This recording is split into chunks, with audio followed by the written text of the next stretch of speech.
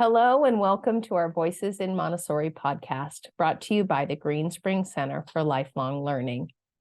Please subscribe to our podcast so that we can continue to support your important work. As Dr. Montessori said, an education capable of saving humanity is no small undertaking. We agree, so let's get to work. I'm Tamara Sheesley Balis, and in today's episode, we're talking about anti-racist learning goals and how we can use these goals in our classroom. Carly Riley and Dr. Nicole Evans will share 5 goals that will support you in developing the stamina and skills for effective anti-racist learning, awareness, and action in your teaching practice and beyond. Carly Riley has served as a public Montessori school guide, professional development designer, and director of a MACD accredited teacher training program. Carly earned her AMS primary credential from Seton Montessori Institute and holds an MED from Harvard Graduate School of Education. As Embracing Equity's Senior Director of Learning, Carly works alongside Embracing Equity's robust community in reimagining schools and organizations as welcoming, affirming, and culturally sustaining environments. Dr. Nicole Evans, a seasoned education leader, brings a wealth of experience and passion to her roles in the field. Formerly the principal of a dynamic public Montessori charter school, she considers those years as some of the most transformative and impactful in her educational journey. Currently, Dr. Evan holds the position of Director of Leadership and Coaching at Embracing Equity, a role where she channels her expertise to provide invaluable support to organizational and school leaders. In this capacity, she is instrumental in guiding leaders through the intricate process of building and sustaining educational environments that prioritize equity. So welcome, Carly and Dr. Evans. We're so excited to have you all here. We really want to say thank you for being with us today. Hi, I am Dr. Nicole Evans, and I'm really, really excited to be here with my partner in collaboration, Carly. And as you heard, we work together at Embracing Equity. At Embracing Equity, we see anti-racist education as the lever for social transformation. We work alongside educators and leaders to co-create authentically equitable organizations through a very specific blueprint.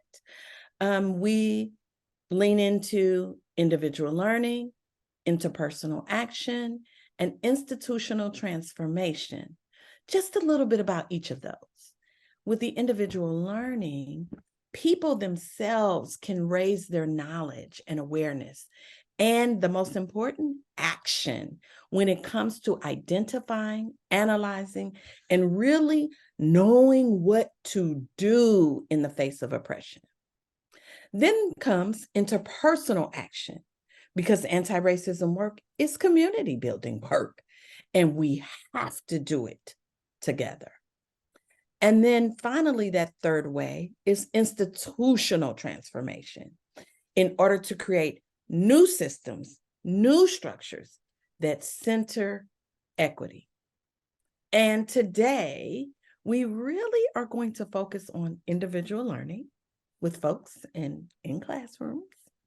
And specifically, we're going to talk to you about 5 anti-racist learning goals that you can do right now to build a sustained anti-racism practice in your own life and also in the classroom. That sounds great. I think that right now this work is really, I think it's so in front of us and so needs to be directly stepped into. And I hear all the time that people want to do this work, but they don't know how, and they're afraid to do it wrong. What a gift to have you all share this with us so that we can take those next steps. So can you share with us what the 5 anti-racist learning goals are and how we can implement those in our classrooms? Absolutely. So we're going to start with anti-racist learning goal number 1, which is exploring your multiple and intersecting social identities. And so one way to do this is to build some awareness about your multiple identities through exercises like social identity mapping. And this is important because social identities play a big role in how we are both seen and how we're treated by others. They affect our access to society's institutions like education or healthcare or the legal system. And they are shaped by our own experiences, our traumas, our histories, and it impacts how we show up in spaces, teaching young children and guiding families as well.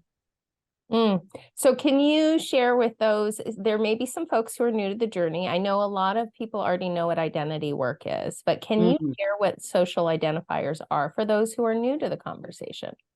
Yeah, absolutely. So social identity is comprised of characteristics of us, like our racial and ethnic identities, as well as our culture, our religion, our language, economic class, family structure, sexual orientation, and abilities. And all of these characteristics are defined by the society in which we live. And importantly, when we're thinking about our social identities, oftentimes our marginalized identities come to mind first. So these are the identities that aren't represented in the center of dominant culture. So for example, I am able to physically navigate the world around me without very many challenges. So I find myself not thinking about accessibility as often as someone who may have a physical disability. And that's a privilege. So that means I might have some gaps in my equity lens that I need to be aware of and sharpen if I am, for example, creating physical learning environments like a classroom. So then would you recommend that people focus on the places that they have privilege when they're like if I'm going to focus on just a couple areas, does it make sense for me to think about the areas that I have privilege first as I step into this work? Yeah, that's a great starting place. And then thinking about where we have privilege means that we're sharpening that equity lens around those identities because they're probably represented in our student body, in our classroom, or with our families. And importantly, too, we don't want to forget about our marginalized identities because we can be a mirror back to children who may share the same identities that we do, both marginalized and privileged. And that is a piece of it for our children to be able to see themselves in others in the community. Absolutely. Right? That's an super important piece of them feeling safe and seen and understanding their own value, I would imagine. So Carly, can you share with us some classroom practices that would support this social identity work and really getting comfortable in our identifiers? Yeah, so one of my favorite things to do at the very beginning of any school year is to get our children's families into the classroom in a whole lot of ways, but one of them being through pictures. And so I would ask my families to send pictures of themselves with their children, and we would frame them and put them all around the classroom. So first of all, children were able to see themselves and the people they love the most every single day in the classroom, but also we were able to see a whole variety of representation of families in the classrooms as well. So some children with different family makeups could see both themselves, but also some of those windows into other people's family structures too. That's a beautiful one. That's a beautiful one. And what can stop people in this first goal? Like, what are the blocks? I think some of the blocks are just those blind spots, or I'm sorry, those gaps in our understanding of our privilege. I think, and you named it right off the bat, that being a place to start. Just like I said, it's oftentimes really easy to think about the areas in which we are marginalized because we feel them the most in our day-to-day life. This is really an examination of privilege. We want to make sure that we're looking at this with a power analysis or an intersectional analysis, not just taking inventory for inventory's sake of our identities. And that's going to help push us, keep us growing, and, as we said, create the most diverse spaces that we can for our children to both see windows and mirrors of themselves and other identities. And if I could add to that, I think sometimes there's a fear. People are afraid that if we name and point out differences, that we are creating some sort of separateness. And what people say, I want you to notice me. I want you to notice that I have brown skin. Like, we want that noticing. So move away from the fear, especially with children in the classroom. They are fierce, right? I think when you say, what are the barriers? I think that's why we say, even with adults, do the work yourself as teachers, as educators, so that you aren't afraid to guide this work in the classroom after having done it yourself.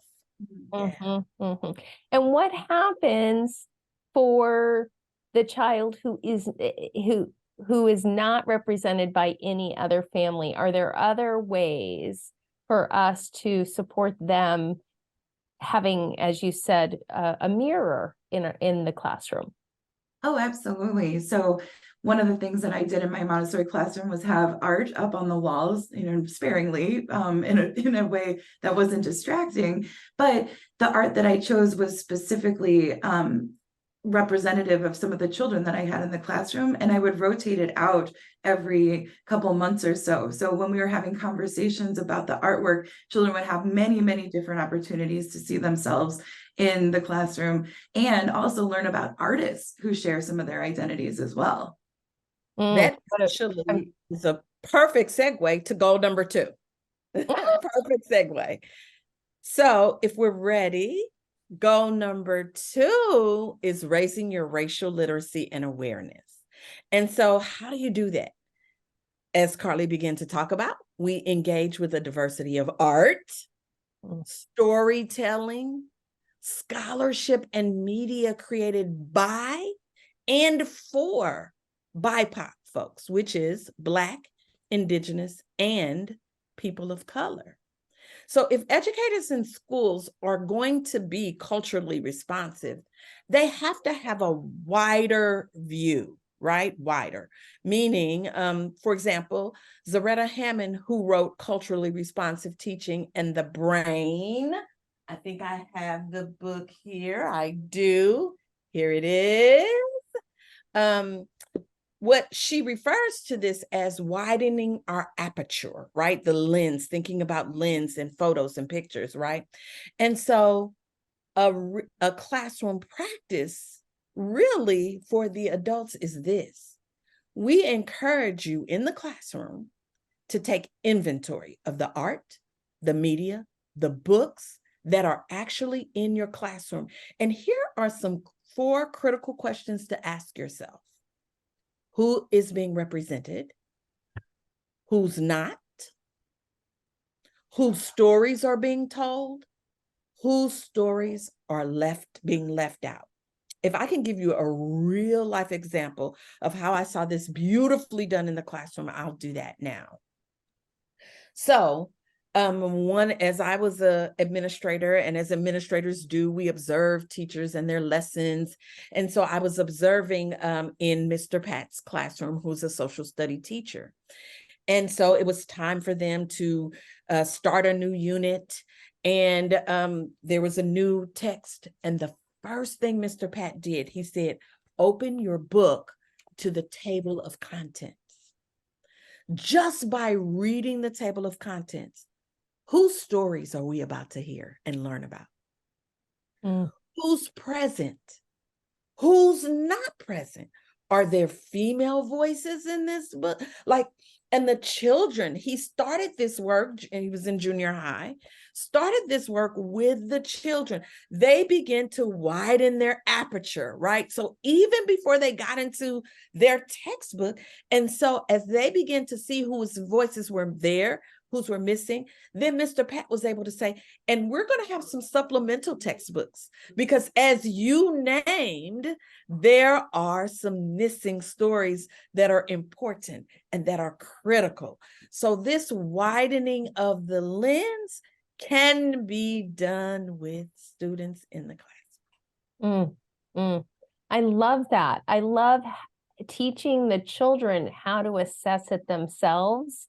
Absolutely. And really offering them opportunities to expand who they're considering. I had the experience when I was in college. Actually, I took a leadership seminar, and I looked at the syllabus. Now, this was college. It wasn't, but I love bringing this to younger students. But I looked at the syllabus, and everyone we were studying was a white man. Now, this was 30 years ago, right? And DEIB work was not present really. But I said to the professor in the class, the first class, where are the women's voices? Where are people of color back then? But right, where are those voices? And he said there weren't any great leaders before that. And so I went to the library and I told the librarian what he'd said, and she gave me this stack of books that I did. She let me check out more than I was supposed to be able to. So I could, and I walked into the next class with a stack of books and said, here are the voices we could have on our syllabus. How are we not studying these? And I didn't know back then that I was being an advocate. All I knew was that I knew I wasn't represented, and I knew there were other people who weren't represented. And what a gift to teach middle schoolers and elementary students and young children to start to look and see, who are we representing here? Who's being represented as a leader? Who's being represented as an authority? So I've had that experience myself, and I wish somebody had taught me that early. What a gift. What a gift. Yes. So that's goal number 2. I love that. And those are such practical tools that people can use immediately. Thank you, Dr. Evans. Okay, so goal number 3. What's goal number 3? All right, so anti-racist learning goal number 3 is interrogating your internalized messages about race and difference. And here's the thing, we all have internalized messages. We all have prejudice and bias inside of us. And if we can just admit that, then we can start doing the big work of dismantling it. It's sort of like Beverly Tatum talks about it as breathing the smog. Sometimes the smog is really visible, being, cultural racism. Sometimes it's not as visible, but it's there. And we may not want to call ourselves smog breathers, but how can we avoid it if we're living in a smoggy place, or in this example, living in a society where racism exists? And so one way of doing this work to interrogate those messages, interrogate that bias, is learning about microaggressions and actively working to disrupt them inside yourself and in your community. So what we want to do is think about microaggressions being these thinly veiled everyday instances of racism, or they can be across all identities, homophobia, sexism, and more that we see in the world. Sometimes it's an insult. Other times it might be just an errant comment or gesture. Other times it might be people trying to be nice, but not even recognizing that what they're doing could be causing harm to another person. And so the big thing here is that we have to learn about them. We have to actively seek out what are microaggressions, because we don't know what we don't know when it comes to them. So that's the big work that we need to take on. And I have an example of one of the ways that I got my bias checked. When I was a Montessori primary teacher, I was in my first few years when I was doing my record keeping, I was only doing record keeping for example, for sensorial materials for the first lesson that I would teach, just to make sure I got those first lessons out for all my students. And then when I got a little bit more sophisticated with my record keeping, then I started keeping track of the extensions that I was doing with all the students. And what I recognized when I started keeping track of that is that I was showing the boys in my classroom a whole lot more sensorial extensions than I was the girls. And I had to think to myself, oh, is it because I believe that boys like building things, or they're more interested in shapes or geometric figures? And I also realized that I was teaching way more extensions of my practical life materials and lessons to my girls, which I had sort of recognizing this internalized belief about girls doing, housekeeping work or doing things to do that sort of look like housework. And so I had to really grapple with the fact that my bias was playing out in this way, but it also was a gift, right? Being able to do that kind of data collection meant then that I could sort of stare at this uncomfortable truth head on, but then start to dismantle it really actively too. Wow. What a powerful moment. I really appreciate you sharing that. I had a similar experience when I was being observed, and I think it was my response to feeling unseen as a female scholar. And I called on girls twice as much as I was calling on the boys in my class. So I had gone the other direction and I had no idea I was doing that. And so I really appreciate that example of how we can so unknowingly, I'm sure you just felt like you were meeting the needs of the children in your classroom, and yet knowingly we're swaying them. Yeah. Yeah, which is why it's for this one, the tip here is less about what we're doing with children and more about the ways in which we're collecting data. And so this is leaning into that principle of scientific observation that we center in our Montessori practice.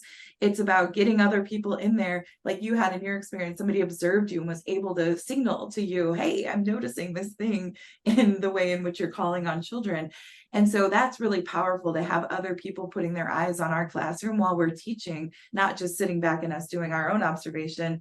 And if you don't have another person to come in and observe, something that I used to do was set up my phone and on one of my shelves in the classroom and film. And so then I could look back at videos of my work cycle to see the ways in which I'm interacting with children, who gets my attention most frequently, who am I moving towards the most to be giving the lessons to. And it also, helped me understand the ways in which maybe I was creating some barriers in my classroom. So getting yourself on film, super hard thing to do. It's hard to watch yourself teach back on video, but my goodness, it's one of the biggest gifts that we can give ourselves to really do that work of interrogating those internalized messages about race and difference.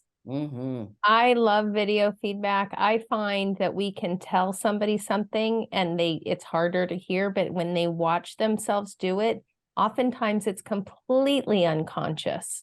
So I really appreciate you bringing that up. Beautiful. Okay, so fourth goal. All right, anti-racist learning goal number 4. Engage in anti-racist action and activism, right? For some people, this is hard, but I would say some of the other ones are too. You have to look at yourself. But here's what we ask people to do. Engage with established local and national anti-racism activists and organization and organizing efforts. And if you can't do it with a national, you can do it right within your school. Again, if it's okay, I will share an example of how this happened in my school, it's not my school, but in the school where I was principal, Montessori school. So what ended up happening, this was the time, I am located in St. Louis. And so this was the time where right before everything kind of came out about Michael Brown, there actually was another a murder of a Black young man by police. And so we had found out, again, before we had found out about what was happening with Michael Brown, but we had found out locally that there were not going to be charges brought. And so the next morning, one of our upper L students who identified as white, she came in the room and she was pacing the classroom. And so, as we do in our Montessori environments, her guide said, okay, what's going on? And she said, listen, this verdict, my parents and I we were talking about it. I am looking at my classmates who identify just as he does.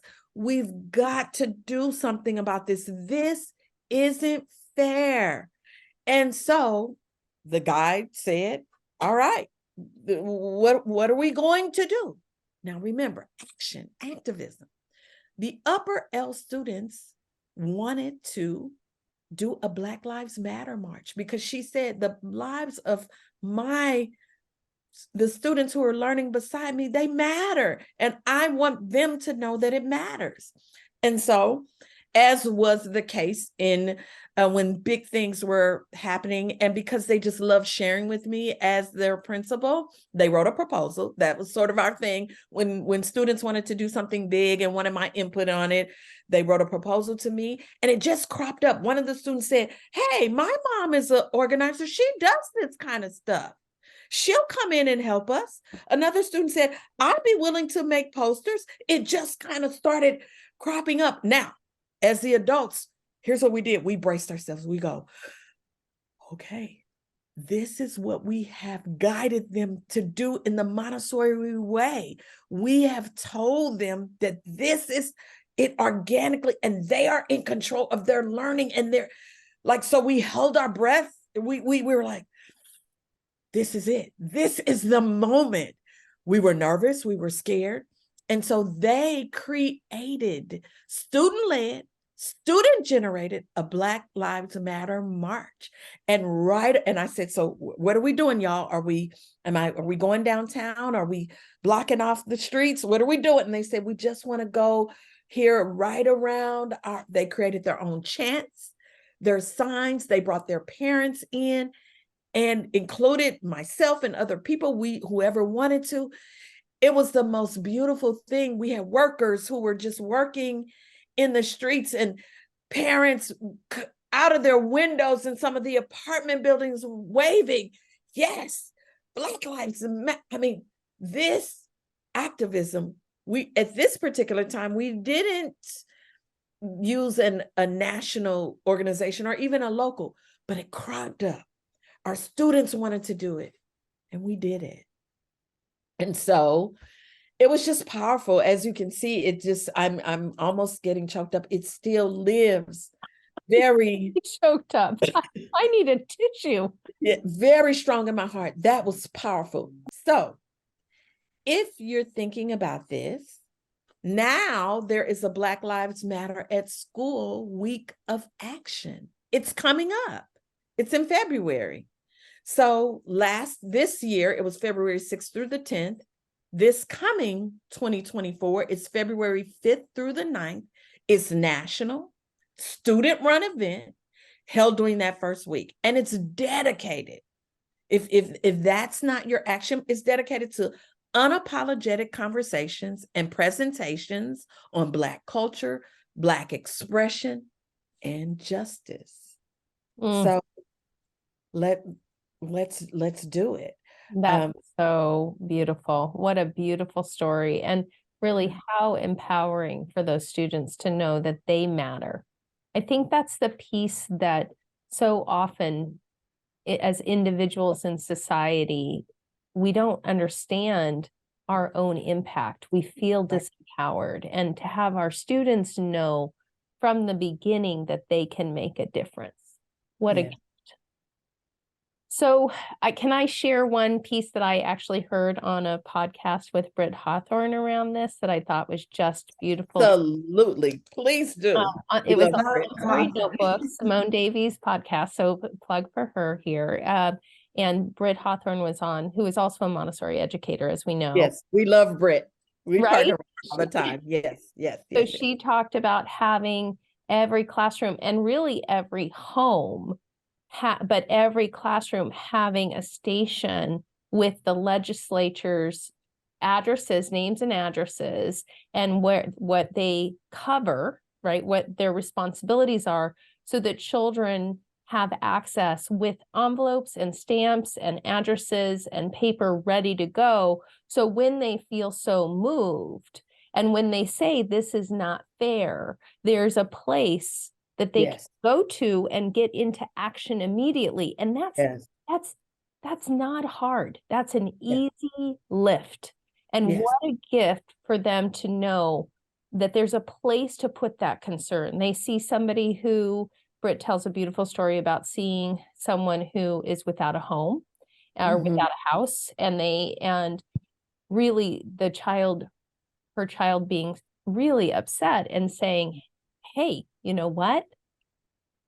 We have something we can do. What can you do about this? And really, what a gift to have our children have that experience right out of the gate. So really appreciate that.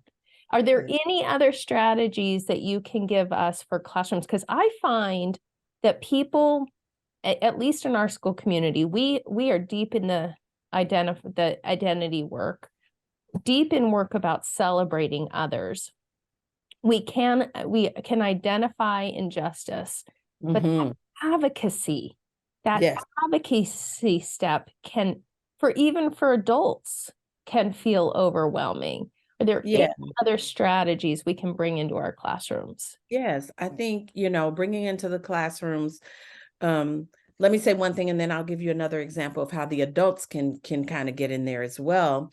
When thinking about, the classroom, one of the things that was important really for us was when we were doing things to make sure that our children saw them through, right? So there are many times where we say, "Oh, we're going to create blankets and we'll deliver them to Children's Hospital." Well, for us, we made sure that the children were a part of delivering them, not only making them, but because in the past, it was like, oh, the children make them in the classroom, you write a note, and then the adults take them where they need to go, right? Or collecting cans, and then the adults take them to the drop-off center. So for us, that was actually sort of some of our going outs. Like, we're going to galvanize, we're going to do the research, we're going to support this working for justice in a way that, and how do we see ourselves all the way through the end? So just a tip to make sure that our students are not only in the beginning part of this activism, that they get an opportunity to act. They get to see the smiles. They get to see the grateful hearts. They get to see the impact that they, even at their age, can make a difference. So that's something that we can continue to bring into the classroom. The other thing for adults is, I have talked about this and I'll talk about it again. For me, there was also an opportunity at our Montessori school around the book fair. Like many other schools, we went to Scholastic. It is something I remember for years and years. Being an educator, being a teacher in the classroom. And so I reached out to Scholastic and asked about, can we have something different on our shelves, more books, more diverse books, more books that, were for other people, and so it was a challenge then. This was about maybe 8 or 9 years ago. And so I made the decision and we as a school made a decision to support our local Black-owned bookstore. And so we reached out to them and said, can you host a book fair at our school? And of course, it was Black-owned, and the bookstore is called I See Me, EYESEE Me, in here in St. Louis, and many books that show a multitude of family structures, a multitude of characters who are not all white. As we did the research, children of color make up 50.6% of all children nationally, but as of 2022, only 39% of children's books have at least one BIPOC character, a number that is increasing. But there's also data around, there are more books about animals and inanimate objects than there are about children of color. And so we are making this pairing with local, and again, you're also supporting your local entrepreneurs, small businesses. So I guess the push and the challenge here is, as you're engaging in racist action and activism, goal number 4, you don't always have to go really big nationally. You can go locally. You can do things right in your sphere of influence that support this work. Thank you. What great examples. That's so helpful. And I'm listening as a school administrator here too. I want you to know, and making notes. I really appreciate that. Okay, You're welcome. so we have one more goal. Yep. One more goal. Sure do. So our fifth and final anti-racist learning goal is lean into your community. We cannot do this work alone. It has to be done in community. And one of the ways that we can start thinking about community is by seeking out role models who embody similar identities to us, to be our guides for our contribution or our participation in racial and social justice movements. So I can say I'm a white person, and I know when I first started waking up to racial injustice and really understanding that there's a lot more going on in the world than I had previously known, the first place I started looking at were role models of color, people, Black, Indigenous people of color who were writing, who were activists, who were out there on the front lines fighting for racial and social justice. But what I realized was with myself, if I'm only looking at role models who are people of color, I can only go so far, right? I cannot do the same things that people of color can do. I should not be doing the same things that people of color are doing in terms of activism. And what I completely missed was that there's actually a lot of white activists out there that I could follow as my role models too. Looking all the way back to the civil rights movement and the freedom riders, 6 of the 13 freedom riders that were fighting for desegregation in the South were white folks who were in solidarity, linking arms with Black folks to desegregate the bus systems and other parts of Jim Crow South. And it was sort of this wake-up call to say, oh, wait, like there are other people who are in this in solidarity that I can embody as well. And it doesn't just have to be people from the history or people who are famous. It also can be people that are doing big work in their spheres of influence. One of my very good friends is Katie Kitchens, and Katie is an elementary guide at the Caris Children's Learning Center on the Coche de Pueblo. And what I really admire about Katie is that they actively are putting anti-racist learnings into action as a classroom teacher, somebody that I think of as my contemporary role model, and somebody who also can be an accountability buddy for me too, that I can come to say, hey, I'm struggling with this, or I felt a little bit defensive when this happened, or I'm feeling myself be a little bit fragile in the face of being called in. And Katie can, be my accountability buddy to, of course, see my humanity, lovingly hold me compassionately accountable to our values of anti-racism, and remind me to keep it moving instead of getting stuck in my own head, or getting stuck feeling guilty or even ashamed of some of the things that I'm learning about my past or myself too. Okay, that is such a good example for all of us. And can you talk about the term called in? Yeah, sure. So I think we can get a little bit lost in semantics a little bit, but what we think about beyond just calling out and calling in is an idea called compassion and accountability. And what compassion and accountability means is that we are so invested, we love people so much that we know that they can do better. It means that we as compassionate people are seeing one another's humanity, and we are also believing that we are dynamic, multifaceted people that can learn and grow. If we can believe that about ourselves, we can believe that about other people. Same thing goes, if we can believe that about other people, we can believe it about ourselves.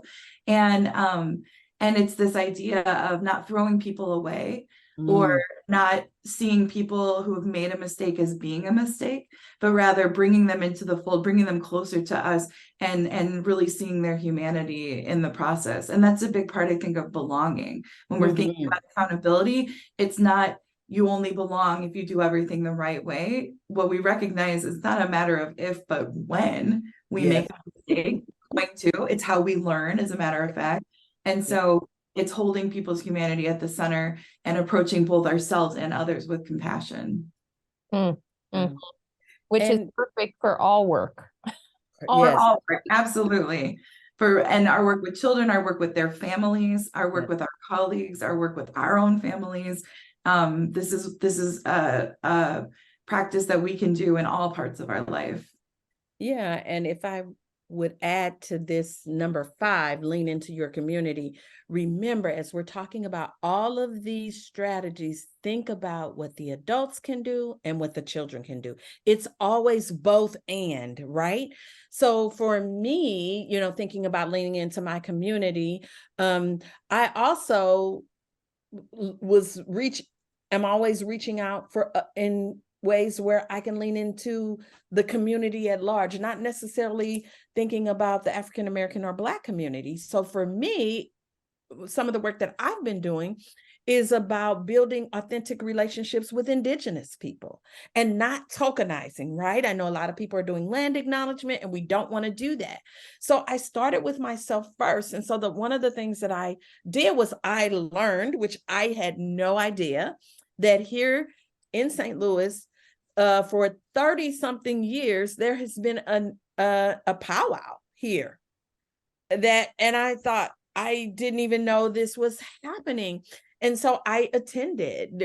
I took my granddaughter with me so that we can start doing some learning and started getting connected to Indigenous people right here in St. Louis. Although there are no federally recognized tribes or languages here in St. Louis, it was a way for me to deepen my learning, to bring her along as we began to do this learning. So really, sometimes even expanding what you think your community looks like. That is the bigger community of Black, Indigenous, and people of color. For me, larger community. Now, for the classroom, again, as I served as the principal of a Montessori school here in St. Louis, here's something I realized. I realized that a lot of the children saw me as my position in some ways, right? And so in my position, I'll just tell this really quickly. One of the things that we noticed was that every now and again, of course, as the principal, students would see me as to help them through disciplinary issues. And so in this one particular season, I was seeing a lot of Black girls. And so thinking that through, I thought, okay, what can we do about this? And so thinking about leaning into your community, thinking about role models, I realized that perhaps they needed to see me a little bit differently as a role model. And so we got the girls together and created a Black Girls Rock group after school. And so I tapped on the secretary, I tapped on the school, I tapped on other Black folks, adults in the building, to actually begin to shift the narrative that the secretary is not someone you just go to when you need to go up to the front desk to grab something for your teacher, or to, we didn't have a school nurse at the time, to take your temperature or to give you a Band-Aid. Like, we were more than our positions, and we wanted to serve as role models. And every Black woman at the time was so excited to do it and to spend time after school to support these Black girls who happened to be struggling. And the data showed it changed. It changed the dynamic. They weren't being sent to me for disciplinary issues as much anymore. And we believe it was because of this role model that we actively did with these girls who happen to be struggling. So lean into your community. Just a bit more about what you did during your meetings and your time? Yeah. That would be really helpful. Yeah, we actually started going back to do some of the 1 through 4. We said social identity. What does it mean to be a Black girl, right? We started talking about what that meant. We paired so it was for our, we did it with our lower L. Even though we had primary, we wanted to have maybe some a little bit deeper conversations. So we did it for our lower L, our 3rd graders up to junior high. And so what we did was first of all, we paired them. We said, this is your little sister, this is your big sister. We named ourselves, although I am your principal, I too am your big sister. We created affinity. We talked about what it meant to some people, what it meant to each other, to identify as a Black girl. That, remember that social identity piece, how important that was. We talked about how we see ourselves. We also talked about how other people see us. We talked about how other people see, because these were the messages that I was getting, that Black girls are messy.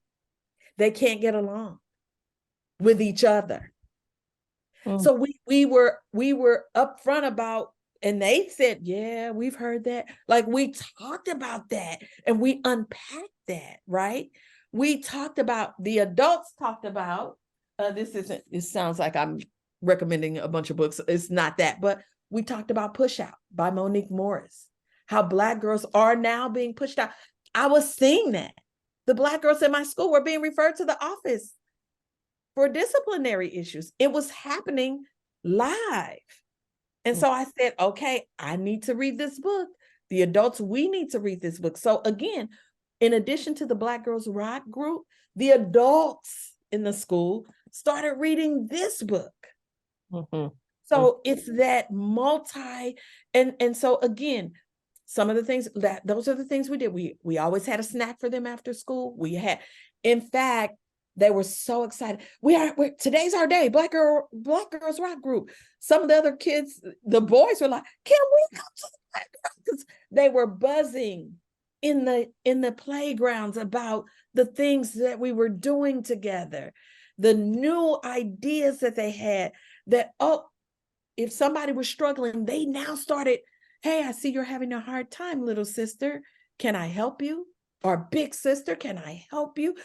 We actually gave the idea of compassionate accountability to them. One is struggling, we're all struggling. We're going to help each other. It was powerful. And every now and again, we had some of their moms come in, or Black girls that they thought, girls meaning everybody, girls from young to old. Like, I was a Black girl in that situation too, right? 40 something years old. I consider myself a Black girl, so it was just the most meaningful. And again, they got to see their moms come in and talk about what it meant to be. So again, anytime we could pull somebody in, we have someone here, has an organization called Black Girls Do STEM. We had her come in and do some STEM activities with them so that they can know, school and that's learning, and science is for me too, even as a Black girl. So those are some of the things. I could go on and on, but I won't take our time doing that. But it was just about, building up their confidence academically, socially, supporting one another. It was just an amazing time. I look back on that time very fondly. And as I've checked in on the school, I'm no longer there. They still are doing Black Girls Rock. What a compassionate way, when you see an issue, to step into it and really acknowledge the underlying need. Because what we know is children do well if they can. Yes. Children do well if they can. So we have to acknowledge, and actually it's Angeline Lillard, Dr. Angeline Lillard, is at the University of Virginia, and they are studying having children of color join these Montessori communities and low-income children, and they're discovering that we actually have to approach differently. And it's not something, the research is not out yet on what the differences are, but what they're recognizing is the tools that we're using are not always working with these children. And rather than us saying, okay, well, it's not going to work, our work is to discover what do they need. And we're in that conversation right now of trying to look and see what the needs are and how we can support these children. And because we recognize that children do well if they can. Yes. And Yes. those conversations, centering the people that know their children the best, families and siblings, and bringing them Yes. into that dialogue about what do children need to really thrive, Yes. and recognizing the funds of knowledge that exist already within their families and their own communities too. Yeah. I mean, I think Carly talked about that earlier when she talked about role models. Like, it is perfectly, we talk about this all the time, Carly, right? It's perfectly fine to admire and to say, I want to strive to be the next Oprah Winfrey, but the question is, can you call Oprah Winfrey up? Probably not. Right? You can look at some of her readings, some of the things she said, but what we push for is, what are the funds of expertise and knowledge that you really truly do have access to? And so again, those girls in the school at the time began to see, I see the secretary differently. I see her as a support. I see her as a role model. I even see Dr. Evans a little differently, right? I was in their classrooms all the time and always saying, hey, open door policy. I always, went from class to class and had lunch with students like, hey, who during lunchtime is, creating a bond, not only with the Black children, with every child, right? It was a lot, but I knew that that relationship was important. So as an administrator, I tried to create a relationship that was beyond my title. I think that's what's important in schools as well, especially for administrators. Yeah, and leaders. Relationship first. Mm-hmm. Okay, so can you talk to us about why equity and anti-racism work is so important for educators? Because it's big, and educators are already doing so much heavy lifting. We're adding this thing that can be scary. I think you all have done a beautiful job today of unscarifying it, if that's a word. But really simplifying it to give us a few steps and things that we can do and jump right into that are not so overwhelming and doesn't feel so much like a tsunami, right? It can feel like it's so much. Yeah. And tell us why is this so important for educators? Well, go ahead. You want to go, Carly? Go ahead. Okay. Well, one of the things that I want to sort of shift the narrative around, right? What we're hoping is, when we talked about these learning goals, that people are going, oh, yeah, because here's what we want to know.